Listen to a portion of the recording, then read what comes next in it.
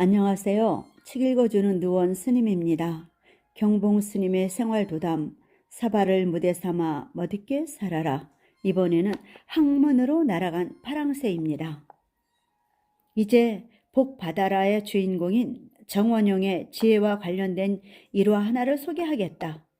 헌종과 철종 때 10년 동안 영의정을 지낸 정원용은 임금이 간혹 사실을 직접 보지도 확인하지도 않고 간신들의 아첨하는 말만을 듣고 정사를 그르치는 경우를 종종 보게 되었다.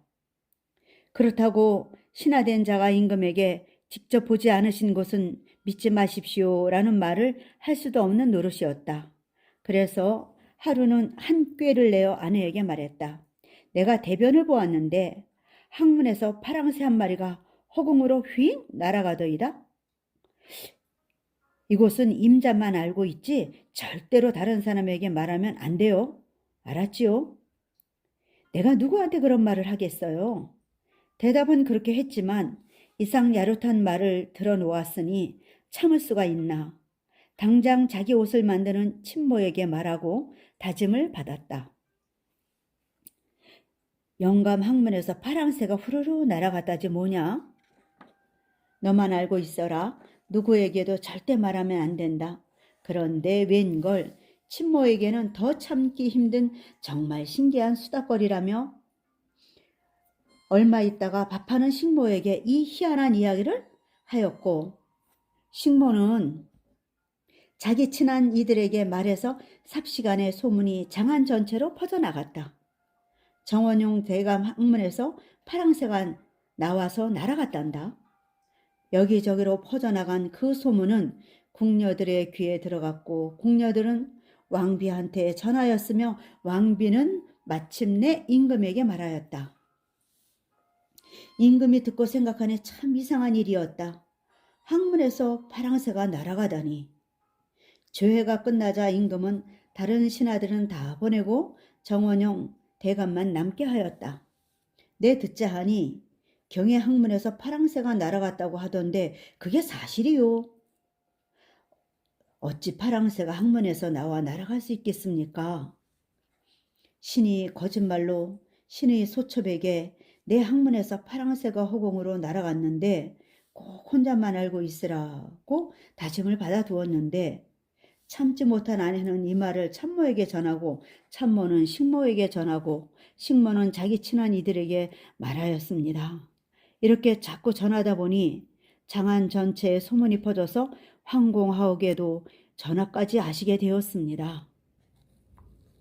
하온즉 전하께서도 직접 눈으로 보시거나 확인하지 않으신 일은 누가 뭐라고 하여도 절대 믿지 마십시오. 깨달은 바가 컸던 임금은 정원용을 신뢰하였다. 신하로서 밑도 끝도 없이 전하께서 직접 보지 않은 일은 믿지 말라고 하기는 어려운 노릇인데 정원용은 참 지혜가 있는 대감이다. 지혜가 있으면 나의 영화는 물론이요 주위의 모든 사람들까지 평화롭고 즐겁게 살 수 있게 한다. 그러므로 나도 잘 살고 남을 능히 이롭게 하는 삶을 살려면 지혜를 길러야 한다.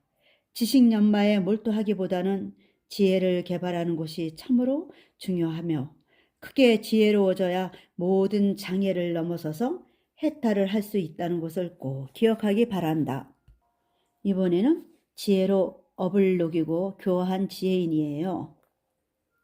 지계일전 무명념 연출 인간 대장부라. 다만 이 낫 한 점 무명의 불이 인간 대장부를 단련히 낸다네.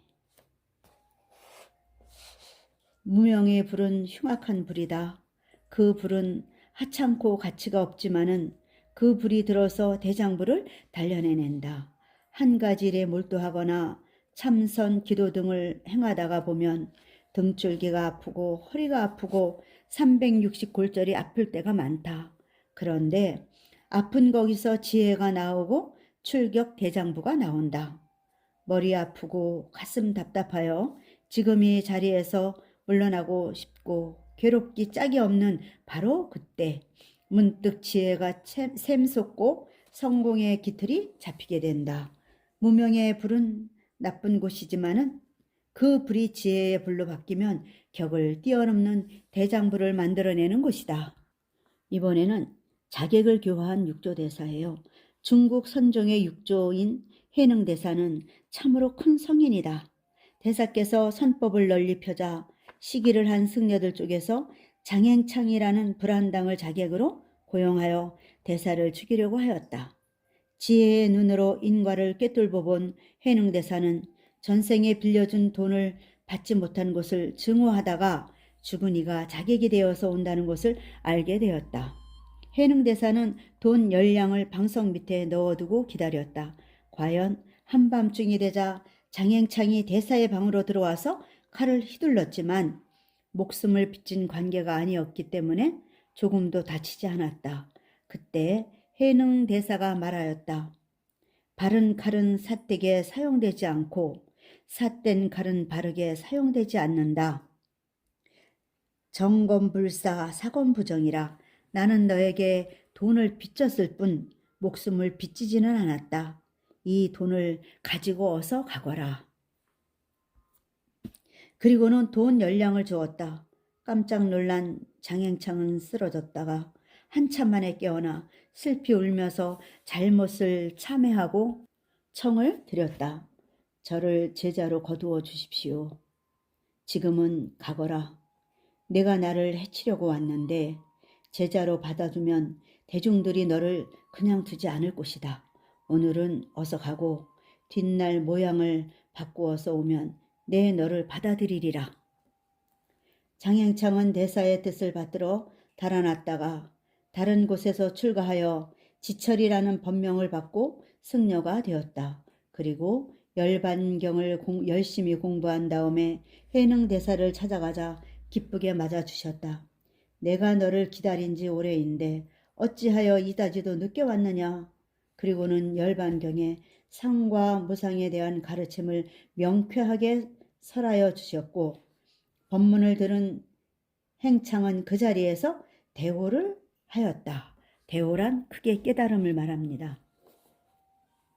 큰 지혜를 지닌 해능대사는 자객을 마음대로 제압하였을 뿐 아니라 전생의 돈을 빚어서 인연을 맺게 된 그를 대도인으로 바꾸어 놓았다.